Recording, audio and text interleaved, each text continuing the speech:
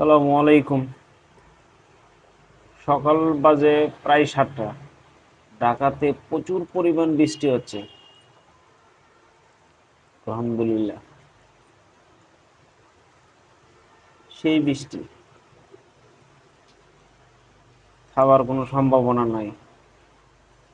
যাইতে বাবার অফিসে, ঝড় বৃষ্টি যাই থাকুক না কেন, অফিস ঠিক রাখতে হবে। তা না ছাড়া অন্য কোনো উপায় নেই।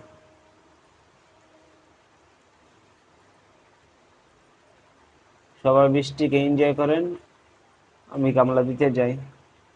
আল্লাহ হাফেজ।